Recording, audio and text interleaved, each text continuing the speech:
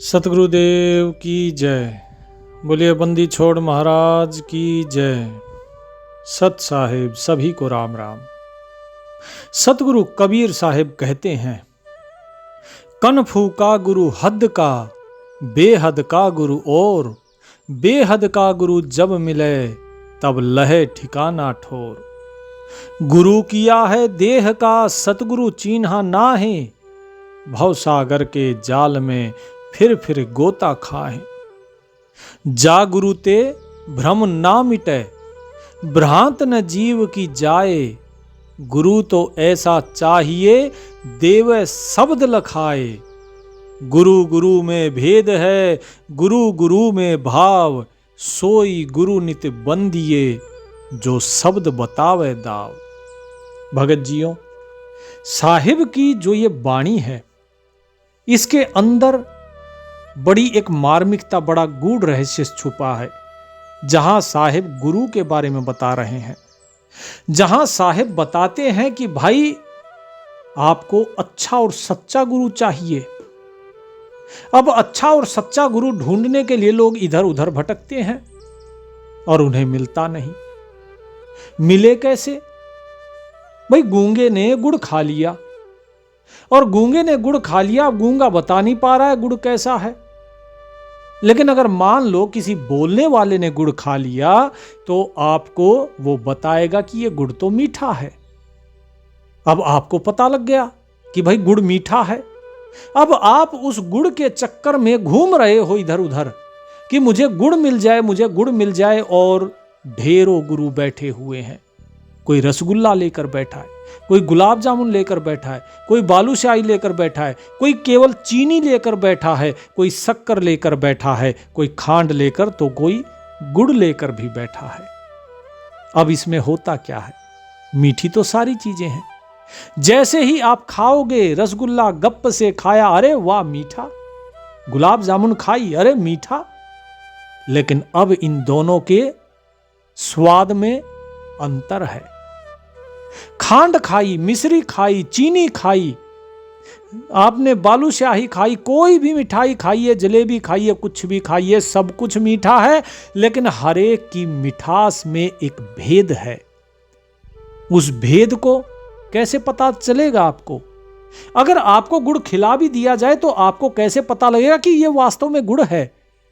जब तक आपने पहले कभी गुड़ खाया ही ना हो, अगर आपको बताने वाला ही ना हो कोई कि भाई गुड़ कौन सा है। हर कोई आपको कुछ भी खिला के कहेगा, बोले जी ये गुड़ है, ये गुड़ है, ये गुड़ है, सब कहेंगे। भला कोई चोर कहता है कि मैं चोर हूं? नहीं। और क्या सतगुरु कहते हैं कि मैं चोर हूं? नहीं। जो सच्चा गुरु है, क्या वो कहता है कि मैं झूठा गुरु हूं? नहीं। और जो झूठे गुरु हैं वो भी नहीं कहेंगे कि हम झूठे गुरु हैं। तो बड़ी विडंबना है मनुष्य के अंदर कि जो जीव इस संसार में सच्चे गुरु की तलाश में भटक रहा है, उसे सच्चा गुरु नहीं मिलता है। कारण क्या है? ऐसा क्या कारण है कि उसे सच्चा गुरु नहीं मिलता है? और जब तक सच्चा गुरु नहीं मिलेगा तब तक बात बनेगी नहीं। साहिब कहते हैं अपनी वाणी में, जाका गुरु है आंधरा चेला निपट निरंद, अंधे अंधा ठेलिया दो कूप परंत। कि भगत जियों, जिसका गुरु अंधा है ज्ञान से, अर्थात जिसने उस परमात्मा का दीदार नहीं किया, और चेला भी बिल्कुल निपट अंधा है, वो भी अज्ञानी है, वो भी उसे कुछ पता ही नहीं, तो उसे कोई भी मूर्ख बना देगा। एक अंधा दूसरे को अंधा, दूसरे अंधे को धक्का देता देता बोले चलो इधर चलो, इधर चलो, दिख किसी को भी नहीं रहा है, और दोनों पता चला कुएं में गिर गए। तो साहिब कहते हैं, जानता बूझा नहीं, जानता बूझा नहीं, बूझ किया नहीं गौण, अंधे को अंधा मिला राह बतावे कौन। कि जानते बूझते हुए भी तुमने जो है समझ नहीं दिखाई, तुमने जाना नहीं कि मेरा गुरु जो है वो सच्चा है कि झूठा है। तो बताओ ऐसे व्यक्ति को कौन राह बताएगा? और अगर तुमने समझ लिया कि मेरा गुरु जो है वो सच्चा नहीं है, उसके बाद भी आपने उसको बूझ किया नहीं, गौण, अर्थात आपने उसे गौण नहीं किया, उसका त्याग नहीं किया। त्याग का अर्थ ये नहीं है कि उसकी निंदा कर देना। जिस प्रकार से हम प्राइमरी क्लास पढ़ते हैं 5वीं तक, तो उसके बाद हम 6ठी कक्षा के लिए मिडिल स्कूल में जाते हैं। 10वीं पास करने के बाद हम हाई स्कूल छोड़कर और सीनियर सेकेंडरी में जाते हैं। तो हम 10वीं कक्षा के जो अध्यापक हैं उनको त्याग कर ही जाते हैं ना, उनकी निंदा करके तो नहीं। हम उनका तब भी उतना ही सम्मान करते हैं जितना कि हम पहले करते थे, क्योंकि उन्हीं के माध्यम से ही तो हमने 10वीं पास करी और अब 11वीं 12वीं में दाखिला मिला। तो सतगुरु भी इसी तरह हमें प्राप्त होते हैं जब हमारे पहले स्तर के गुरु की शिक्षा को हम पूर्ण कर लेते हैं। लेकिन जब आपको यह पता लग गया कि ये जो गुरु हैं इनको 5वीं तक का ही आता है और उसके बाद भी आप वहीं पर पड़े रहें, तो बताइए गलती किसकी है? साहिब कहते हैं, अंधे को अंधा मिला राह बतावे कौन। जो 5वीं कक्षा तक पढ़ लिया उसको यह समझ में नहीं आ रहा है कि भाई मैंने 5वीं कक्षा पास कर ली है, और जो गुरु है वो ये सोच रहा है कि अरे ठीक है मेरे पास पढ़ा है, बढ़िया है, सेवा करता रहेगा। आगे बढ़ नहीं रहे हैं, तो बताइए कौन रास्ता दिखाएगा? भगत जियो, यहां पर एक चीज बड़ी गहरी आपके विचार करने लायक है, जो अब साहिब बताएंगे। साहिब कहते हैं, कबीर पूरे गुरु बिना पूरा शिष्य ना होए, गुरु लोभी शिष्य लालची दूनी दाझन होए। कि भाई जब पूरा गुरु नहीं मिलता है तो शिष्य भी पूरा नहीं होता है, शिष्य भी पूरा नहीं होता है। और यदि गुरु लोभी मिल जाए और शिष्य लालची मिल जाए तो दोनों ही लालची हो गए। दोनों आपस में धन के लिए झगड़ेंगे, दोनों आपस में संपत्ति के लिए झगड़ेंगे, दोनों आपस में चढ़ावे के लिए झगड़ेंगे। तो दूनी दाझन होए, अर्थात जो तपन है दोनों के बीच में, जो ज्वाला है लालच की, वो और ज्यादा भड़क जाएगी। इसीलिए कबीर साहिब ने कहा था कि भाई पहले समझो कि गुरु है कौन। यहां गुरु और शिष्य की बात हो रही है, लेकिन गुरु है कौन उस चीज के बारे में तो समझ आनी चाहिए।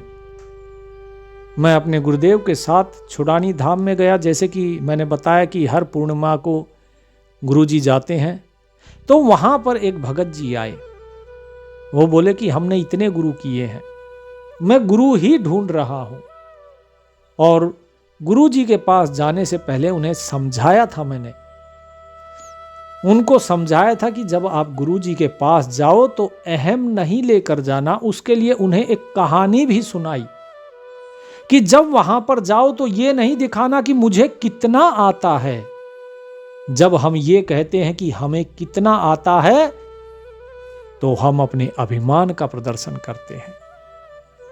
क्योंकि जब किसी से ज्ञान लेने जाते हो, अरे भाई अगर आपका पात्र पहले से ही भरा हुआ है, जिस बर्तन में आप कुछ लेने जा रहे हो, तो क्या सामने वाला उसमें कुछ डाल पाएगा? अगर आपने पहले से ही जल को पानी से भर, अपने मटके को पानी से भर लिया या कटोरे को पानी से भर लिया, और अब आप चाहते हो कि इसके अंदर मुझे तेल डालना है, तो क्या तेल डाला जाएगा उसमें? तेल तो हल्का होता है, डालेगा पानी नीचे रह जाएगा, तेल बह जाएगा, कोई नहीं डालेगा। जब किसी से ज्ञान प्राप्त करना होता है तो हमें नम्र भाव से और दास भाव से गुरु के पास जाना चाहिए, क्योंकि आपका भाव ही बताता है कि आप उत्तम शिष्य हैं या नहीं। जिस प्रकार एक जो शिष्य होता है वो चाहता है कि मुझे अच्छा गुरु मिले, सही बात है। प्रश्न यहां पर उठता यह है कि अच्छा गुरु कहते किसे हो? पहले उसे भी तो समझना चाहिए ना।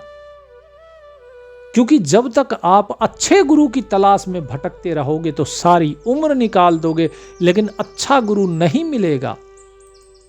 एक उदाहरण देता हूं, आपको समझ में आ जाएगा।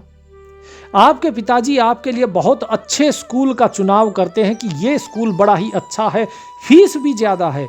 क्या देखकर चुनाव करते हैं?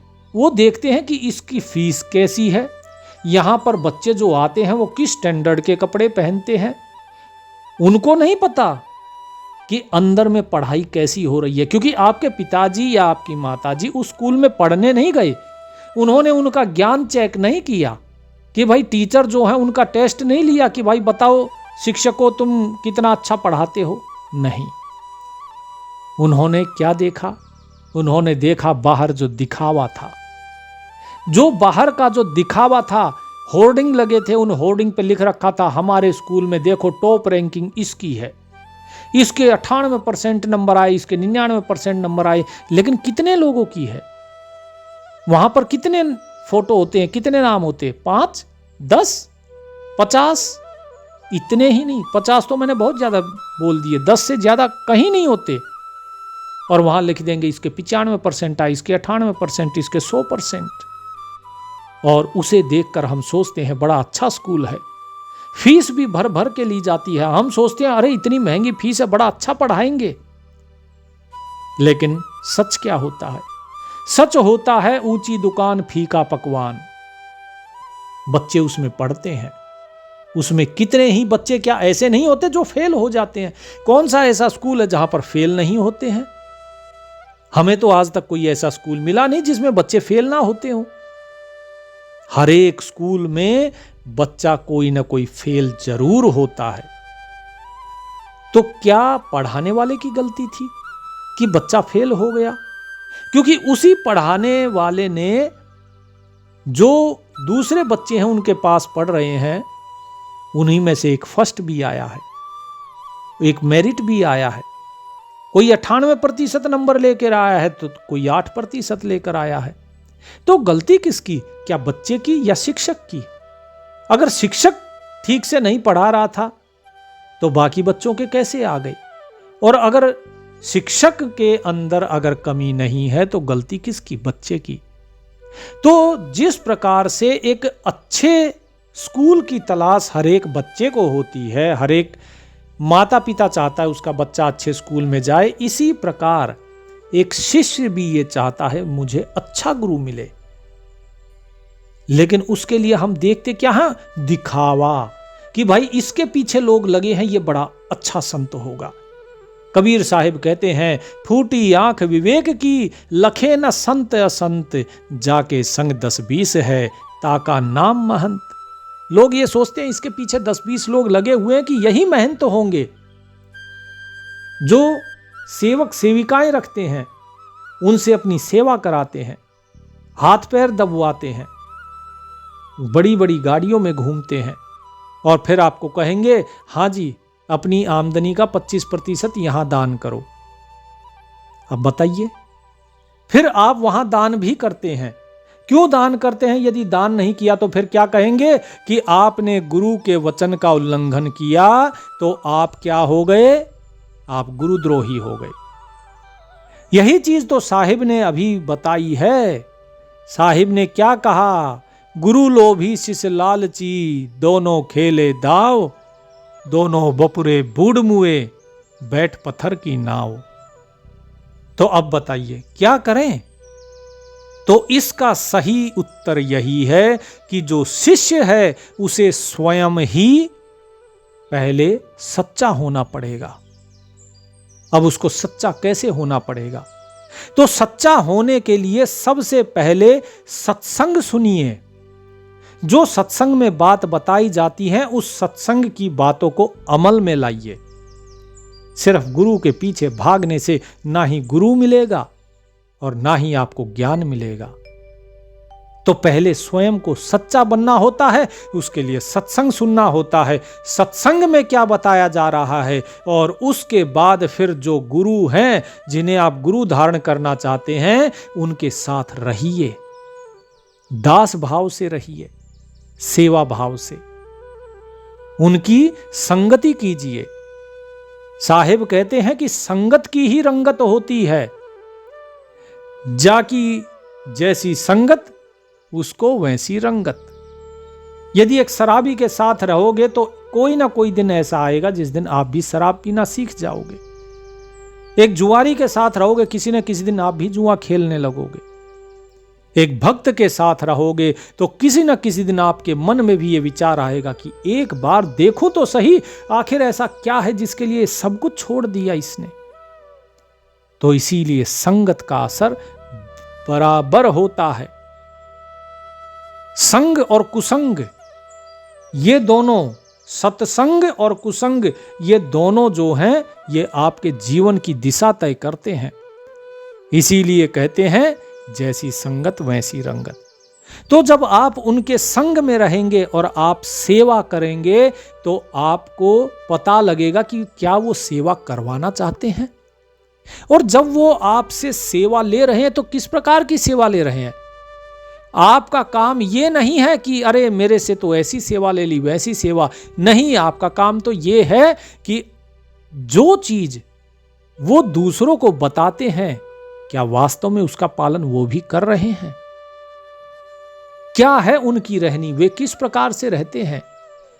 क्या उन्होंने अपनी कोई बड़ी कोठी बनाई हुई है लोगों के, भक्तों की दान दक्षिणा से, या फिर वो बड़ी बड़ी गाड़ियों में घूम रहे हैं। क्या उनके पास जो है सेवक सेविकाएं, दास दासियां हैं। अगर ऐसा है तो समझ लीजिए कि वो पाखंडी है, ढोंगी है।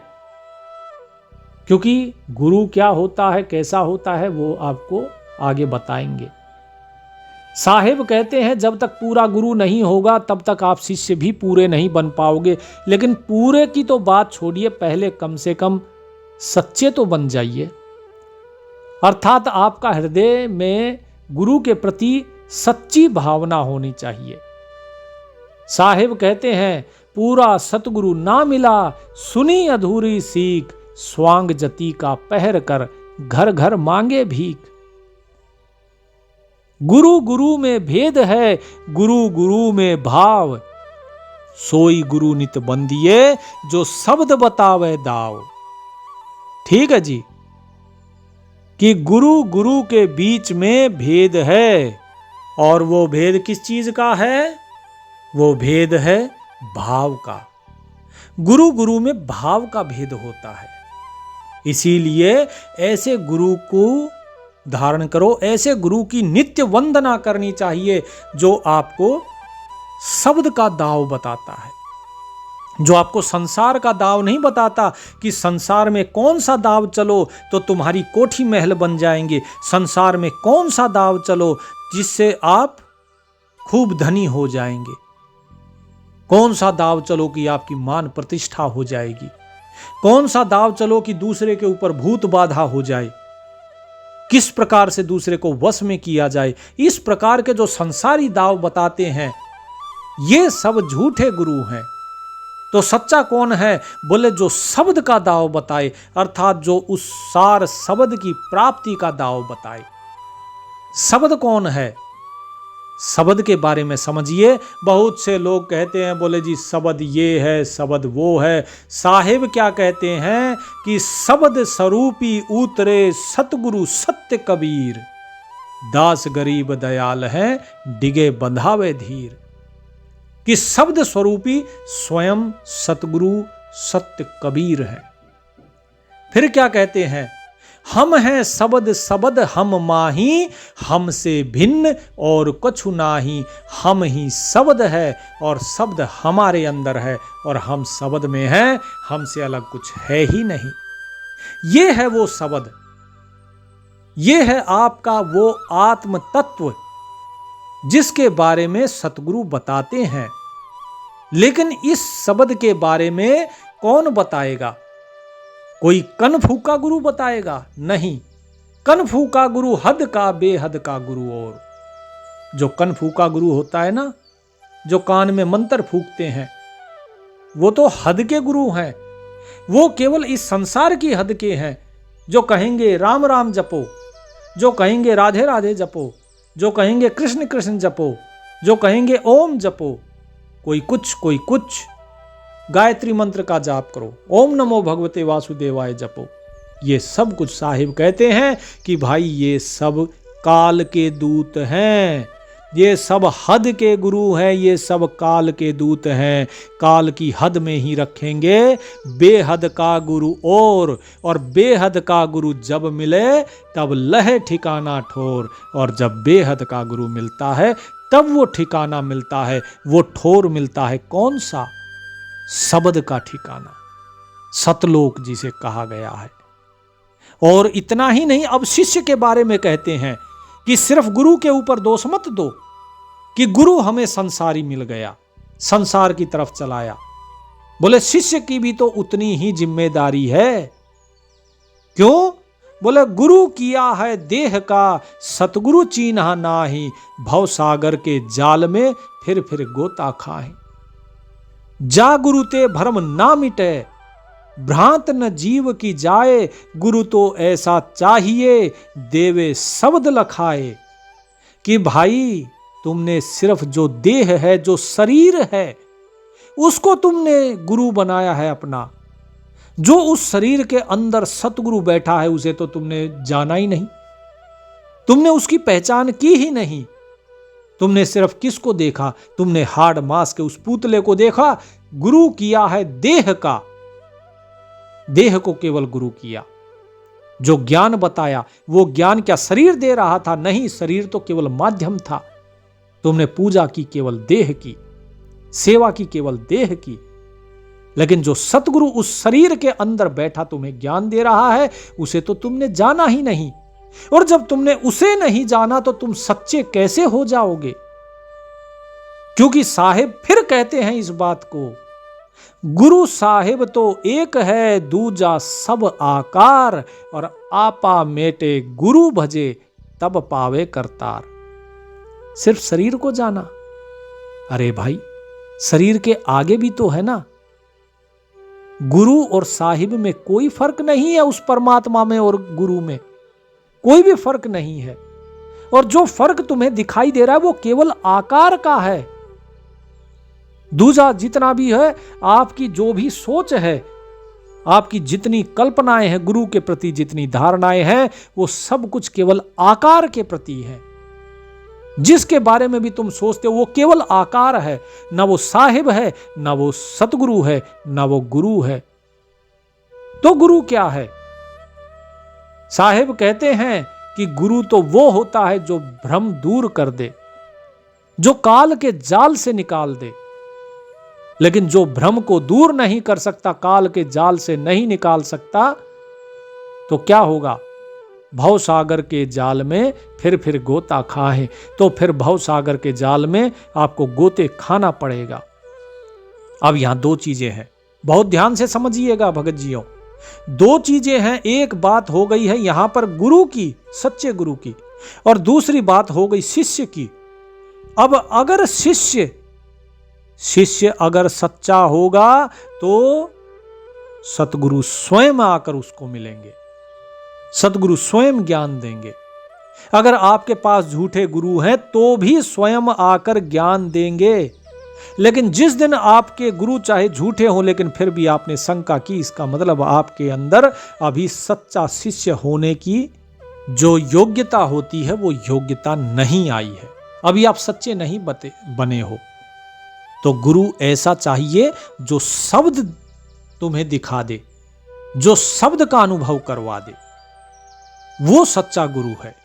ऐसे गुरु को आपको हमेशा धारण करना चाहिए, ऐसे गुरु को कभी नहीं त्यागना चाहिए।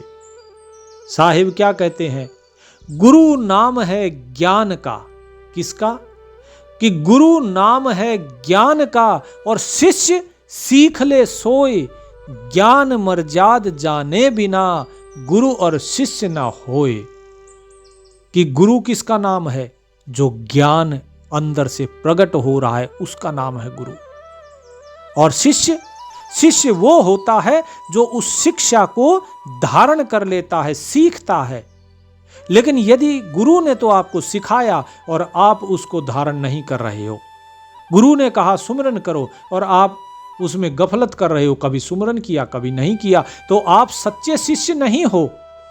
फिर आप अगर ये सोचो कि नहीं जी मुझे सतगुरु मिल जाए, मुझे सतगुरु मिल जाए, अरे सतगुरु तो आपके सामने है।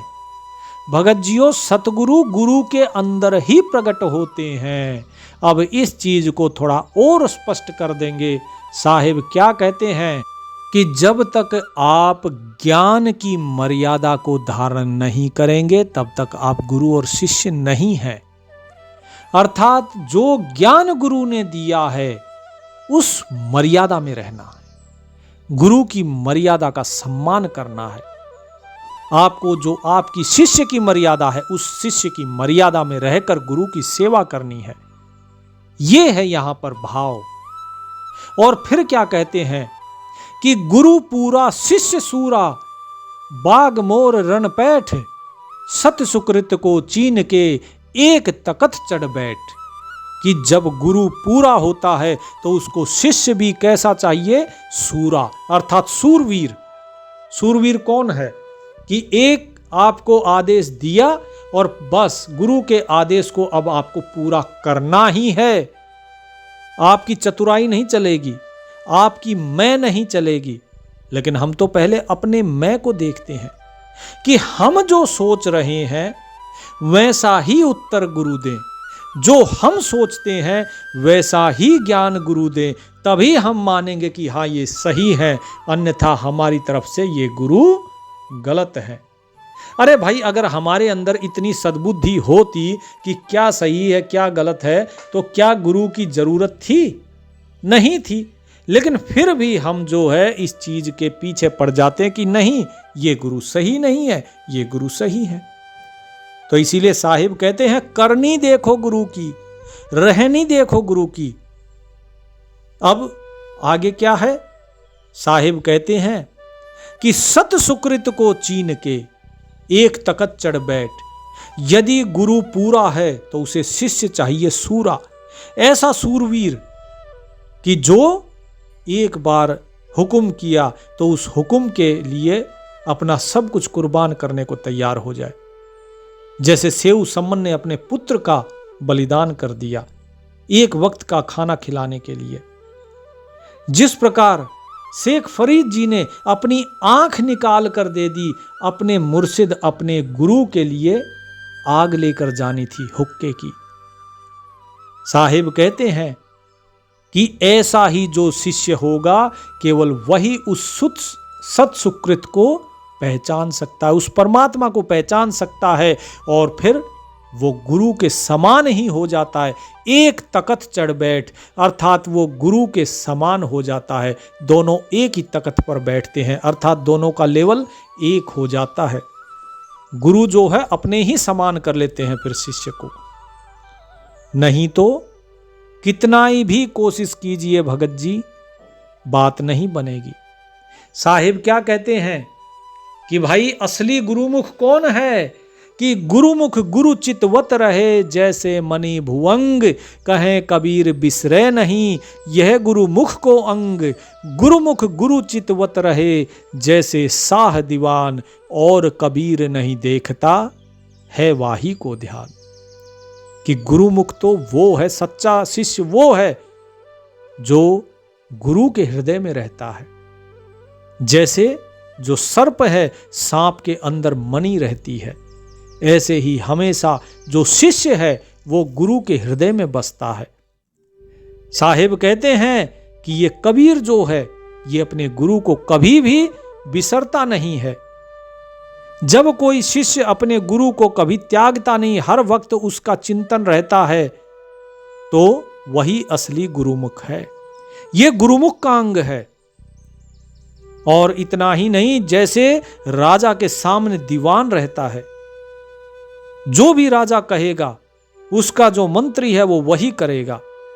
जैसी राजा ने आज्ञा दी वो वैसा ही पालन करेगा। तो वो जो शिष्य है ऐसा ही होना चाहिए। कबीर साहिब कहते हैं मैं और किसी को नहीं देखता, मैं सिर्फ उस परमात्मा का ही ध्यान रखता हूं, क्योंकि वही मेरा साह है और मैं उसका दीवान हूं। गुरुमुख गुरु आज्ञा चले, छाड़ दे सब काम, कहे कबीर गुरुदेव को तुरंत करे प्रणाम। कि सुनिए क्या है जो शिष्य है वो कैसा होना चाहिए, जो गुरुमुख है, कि जैसे ही गुरु की आज्ञा मिली सारे काम छोड़कर, सब कुछ छोड़कर तुरंत दौड़ पड़े और गुरु को देखते ही गुरु को प्रणाम करे। ये है गुरुमुख। वैसे गुरुमुख नहीं, हाँ जी गुरु जी अभी तो मैं इस चीज में व्यस्त हूं, अभी उसमें व्यस्त हूं, मैं नहीं आ सकता, मैं ये नहीं कर सकता, वो नहीं कर सकता। फिर कहां के गुरुमुख हो आप, तो मनमुखी हो गए। साहिब तो इतना तक कहते हैं, उल्टे सुलटे वचन कह शिष्य न माने दुख, कहें कबीर संसार में सो कहिए गुरुमुख। कि असली गुरुमुख तो वो है भाई जो गुरु के कटु वचन भी, गुस्से में चाहे वचन कहे गए हो, उल्टे सीधे वचन भी कहे हो, उसका भी यदि कोई शिष्य बुरा नहीं मानता है, दुख नहीं मानता है, तो इस संसार में केवल वही गुरुमुख कहलाने के लायक है जो अपने अहम पर भी चोट सह जाए। वो है असली गुरुमुख। और बाकी सब अब कोई ये कहे नहीं जी मैं तो सेवा में रहता हूं, तो साहिब क्या कहते हैं, सेवक मुखी कहा वही सेवा में दृढ़ नाही, कहें कबीर सो सेवका लख 84 जाही। कि लोग जो कहते हैं ना, बोले जी हम तो दास हैं, हमारा तो नाम ये दास है, हम तो जी आपके भी दास हैं, और बाहर निकलते ही कोई दूसरा मिल गया तो उसके साथ ऊट पटांग गाली गलौज शुरू। तो कहां के दास हुए भाई? दास तो वो होता है जो दासातन हृदय धरे। साहिब तो कहते हैं दासातन हृदय नहीं और नाम धरावे दास, सो अपराधी आत्मा पड़े काल की फांस। नाम तो धर लिया, हाँ जी मेरा नाम दास है। बहुत से लोग आजकल लिख रहे हैं अपने नाम के आगे दास दास, लेकिन साहिब कहते हैं जब तक आप सेवा में दृढ़ नहीं हो, जब तक आपके अंदर दास भाव नहीं है, तो फिर काहे के दास? ऐसा सेवक तो 84 लाख योनियों में जाता है। जिन भगत जी की आज मैं बात कर रहा था, वो भगत जी आए थे, नाम नहीं लेंगे किसी का, क्योंकि सबकी अपनी निजता है, सबकी अपनी प्राइवेसी होती है, सम्मान सबका होता है, सब परमात्मा के प्यारे हैं। लेकिन उदाहरण के लिए आपको बता रहे हैं कि आज 2 भगत जी आए थे, हंस हंस कर बड़ी मीठी बात कर रहे थे, लेकिन जो अंदर में दास भाव होना चाहिए वो नहीं था। और साहिब क्या कहते हैं? साहिब बिल्कुल स्पष्ट कहते हैं कि भाई अगर परमात्मा को पाना चाहते हो, बिना दास भाव के नहीं पाया जाएगा। कबीर साहिब ने कभी नहीं कहा कि मैं परमात्मा हूं, जो आज करके लोग कहते हैं ना, अरे भाई हम ही कबीर हैं, हम ही परमात्मा हैं, हम ही सतगुरु हैं। जब जाओगे ना तो मेरी ही शक्ल लेकर मेरे ही रूप में वहां पर सतगुरु बैठा मिलेगा, वो तुम्हें पार करेंगे। तो साहिब कहते हैं ऐसे लोग दास नहीं है। गरीबदास महाराज ने क्या कहा कि मैं दासन का दास, बांदी जाम गुलाम की सुनियो अर्ज आवाज। ठीक है जी, क्या कहा? बांदी जाम गुलाम की, कि बांदी कौन होती है? दासी। कि मेरी जो माता है वो दासी है और मैं उस दासी का पुत्र, दास पुत्र हूं, क्योंकि मेरी माता है परमात्मा आपकी दासी है और मैं उसका पुत्र हूं, तो मैं तो आपका जन्मजात दास हो गया। कबीर साहिब कहते हैं कि मैं कुत्ता मेरे राम का मोतिया मेरा नाम, कि मैं तो कुत्ता हूं मेरे मालिक तेरा। ऐसा दास भाव होना चाहिए। फिर कहते हैं कि दासा तन से दरस है, दासन हूजे दास। कि भाई दर्शन जो है अगर परमात्मा का चाहते हो तो दास भाव से होगा। दासों के भी दास बन जाओ, मन को इतना नीचा कर दो, इतना गिरा दो, अपने अहंकार को खत्म कर दो। जो ये मैं है, ये मैं आपके हर कार्य में बंधन है।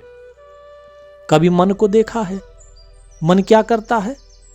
मन सारे उल्टे काम कराएगा। मन बोलेगा ये कर दो, मन बोलेगा वो कर दो, अरे ये अच्छा है वो बुरा है, ऊट पटांग काम कराएगा। लेकिन जब बात आती है सजा की, तब ये मन कहां जाता है? कभी ये मन कहता है कि अरे नहीं नहीं मैंने ये गलती कर दी थी इसलिए मुझे दंड मिल रहा है। ये मन चुपचाप साइड हो जाता है, एक तरफ हो जाता है, और जीव दुख भोगता है, कष्ट भोगता है, दंड भोगता है। दंड भोगे जीव, और इधर उधर दौड़ाए कौन? मन। गलती किसकी थी?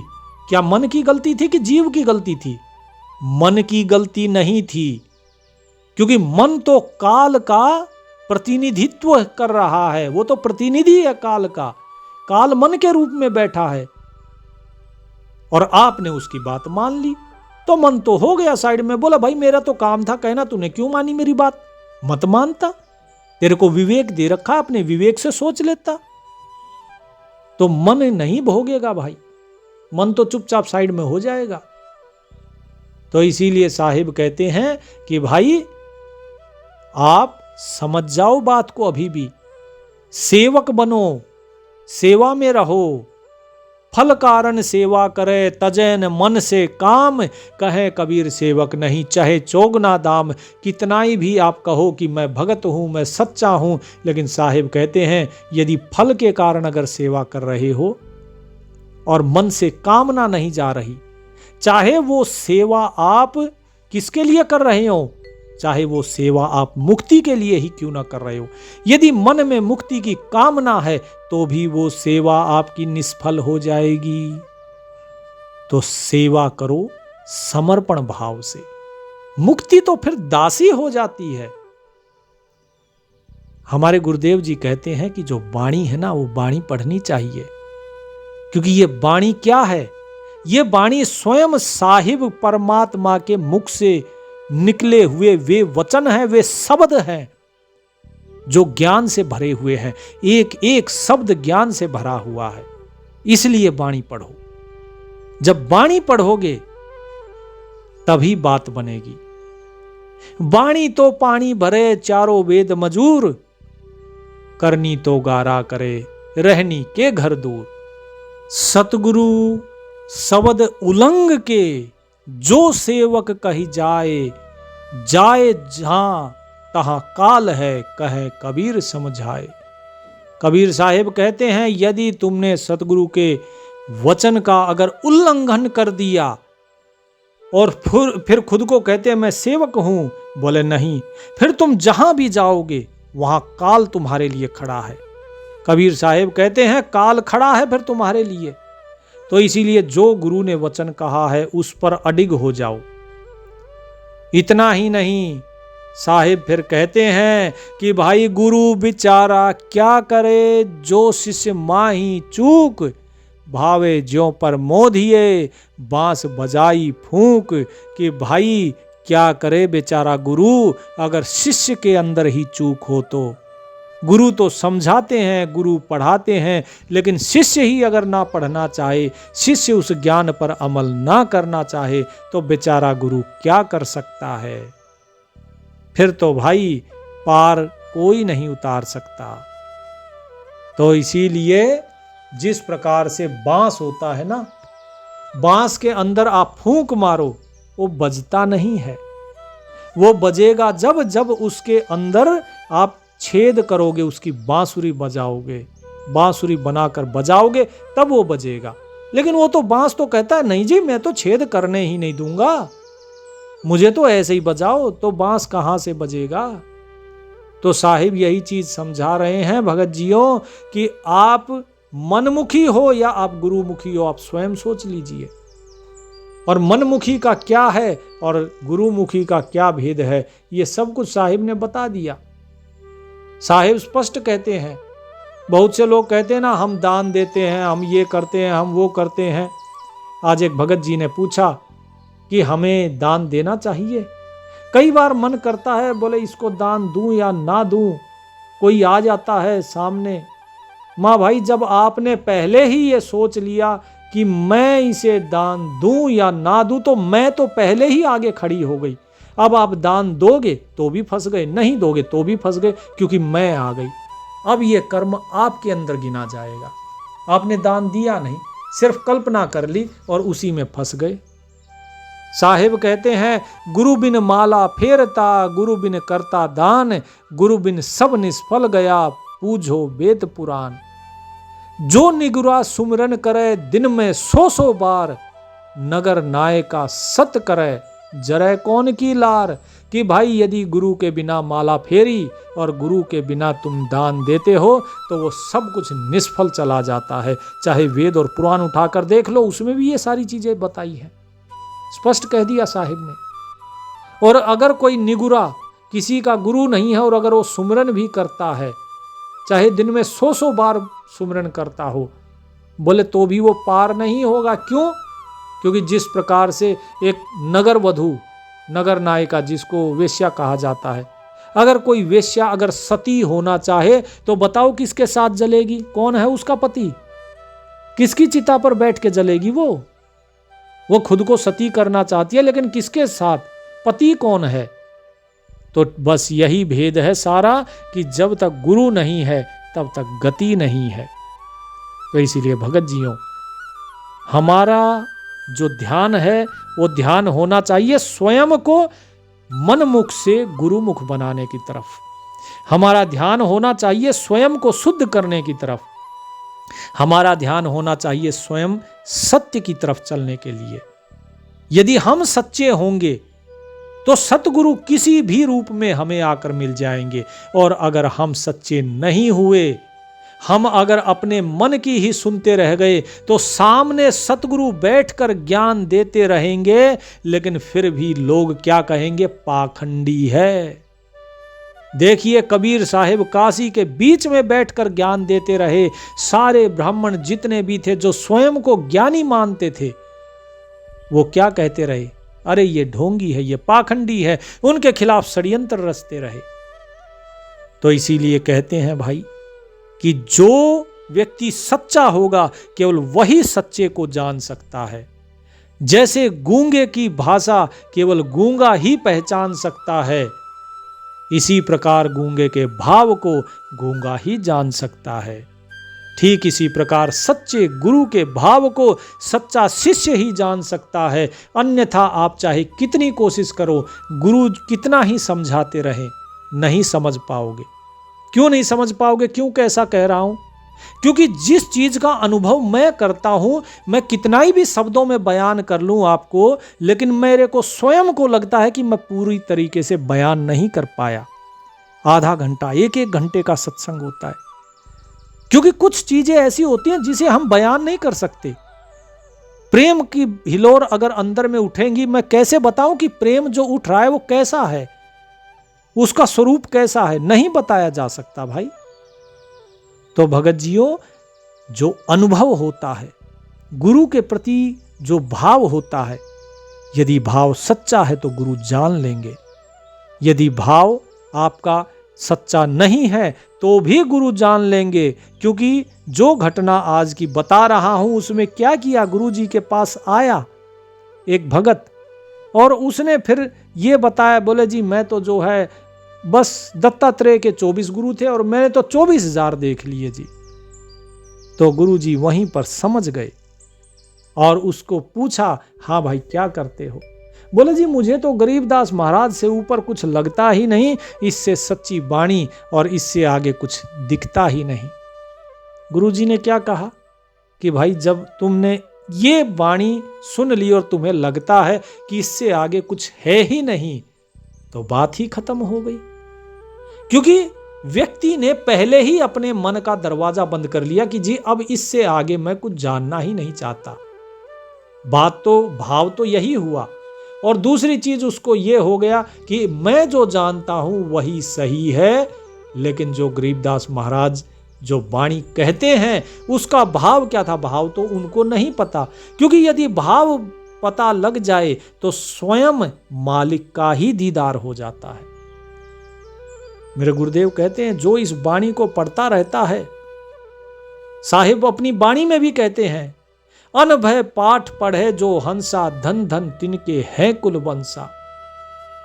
अब जो इस वाणी का पाठ पढ़ता है वो धन्य हो जाता है, उनके कुल और वंश धन्य हो जाते हैं। तो जरा सोचिए उस व्यक्ति का क्या होगा जो रोजाना पढ़ रहा है। कुल और वंश की बात कर दी साहिब ने तो, लेकिन जो व्यक्ति स्वयं पढ़ रहा है वो क्या होगा? बोले वो तर जाता है। क्योंकि जब उस वाणी को पढ़ता है फिर उसका भाव उसके हृदय में प्रकट होना शुरू हो जाता है। उस भाव को कोई समझा नहीं सकता। ये दास कितना भी आपको समझाता रहे, लेकिन उसका अर्थ बता सकते हैं, उसका भावार्थ बता सकते हैं, लेकिन उसका भाव आपके हृदय में प्रकट नहीं कर सकते। उसका भाव हृदय में प्रकट करने के लिए आपको स्वयं वाणी पढ़नी पड़ेगी। और जब स्वयं वाणी पढ़ने के लिए आपके हृदय में उस वाणी के प्रति प्रेम भी तो होना चाहिए। प्रेम नहीं है तो वाणी नहीं पढ़ोगे, वाणी नहीं पढ़ोगे तो भाव कहां से आएगा भगत जियों। तो यहां पे आज साहिब ने जो वाणी बताई है कि भाई गुरुमुख कौन है, मनमुख कौन है, ये जरा आप ध्यान से समझिए और इस पर चिंतन कीजिए कि कहीं मैं मनमुखी तो नहीं हो रहा। क्या मैं सही में गुरुमुख हूं, या मेरे अंदर गुरुमुख का अभी कोई कतरा भी नहीं है? क्या मैं गुरु जी की आज्ञा पे मैं दौड़ पड़ता हूं सारा काम छोड़कर, या मैं बहाने टटोलता हूं? आप अपने हृदय की बात को सबसे ज्यादा बेहतर तरीके से जानते हैं, इसीलिए ये निर्णय अब आपके ऊपर है। आप सोचिए कि आप कौन हैं, और यदि आप अच्छे हैं तो उस पर गर्व मत कीजिए, और यदि आप मनमुखी हैं तो गुरुमुख होने की तरफ प्रयास कीजिए। परमात्मा आप सभी का कल्याण करें। सत साहिब।